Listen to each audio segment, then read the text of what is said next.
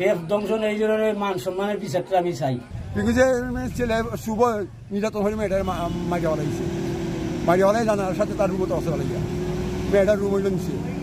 আর সে police তার বাসা তাই না, পুলিশে ফোন দিছে আমরা আবার আশা লাগি আসে আমরা পুলিশ পাইছি, কিন্তু তার কোনো গার্জিয়ান লাগছে না। ওনারা এখানে মেয়েরে দিতেছে। এই মেয়েটা আগেও ছিল একবার, আচ্ছা দেওয়ার মানে আগেও 1.5-2 বছরের মতো সে সম্ভবত এখানে কাজ করে গেছে। তো এরপর একটা গ্যাপ ছিল, আবার পরে আসছে। তো সে যদি নির্যাতিতই হতো বা এ ধরনের কোনো কিছু মানে তার সাথে আগে ঘটতো, তখন সে কি আবার পুনরায় এখানে এসে চাকরি নিত? অবশ্যই না। তো এইখানে ব্যাপার হচ্ছে আমরা মানে যদ্দূর ওনাদের চিনি, পাড়া প্রতিবেশী হিসাবে ওনারা ভালো মানুষ। এবং এখানে অনেক আমার দেখার মধ্যে একটা মেয়ে 15-16 বছর এখানে চাকরি করছে, বিয়ে শাদী ওনারা দিয়ে দিছে।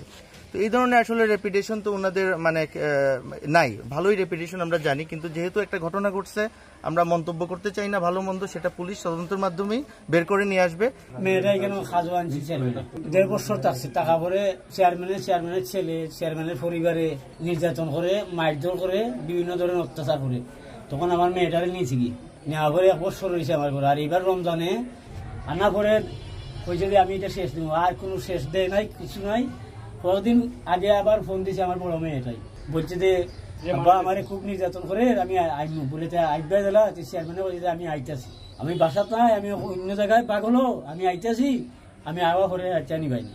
এই নেওয়া পরে 2 দিন পরে ওই আজকে সকাল থেকে ফোন দেই, ফোন ধরে না।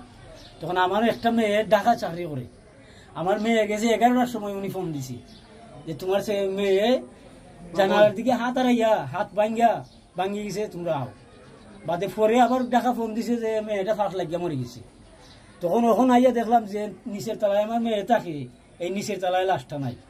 লাশটা হইলো উপর তলায় চেয়ারম্যানের ছেলের রিঙ্কুর, চেয়ারম্যানের ছেলের শুভ, উপরের তলায় আমার মেয়েটার লাশ। আর নিচের তলায় হইলো আমার মেয়ের কাপড় চুপড় বিছনাপত্র যা যাবতীয় ব্যাগ সেক সম্পূর্ণ। এটাও আমি আইনের তরফে বিচার মহামান্যের কাছে চাই। হঠাৎ করে নাই বাতে তাই রুম যে খুলতে গিয়েই দেখে তাই যে ফাঁস লাগায়, ওই চিল্লানি মেরে উঠছে, সবাই ডাক দিল বাসার যে এই হইছে। বাদে আমরা সব একানো হইলাম, একানো হওয়ার বাদে সাথে সাথে পুলিশে ফোন দিলাম। পুলিশে ফোন দেওয়ার পরে ওই এলাকারও কিছু মানুষ কইলাম যে আপনারা আইন নিলাম তো আমরা বাসাতে একটা ঘটনা ঘটে গেছে।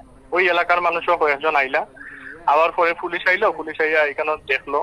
এইখানে দেখার পরে হঠাৎ করে আমরা বাসার নিচতলাত এই কিছু কলেজের মেয়ে মেস কইরা ভাড়া থাকে আর কি, এরা হঠাৎ করে করবাইয়া তাই তো রাত্রে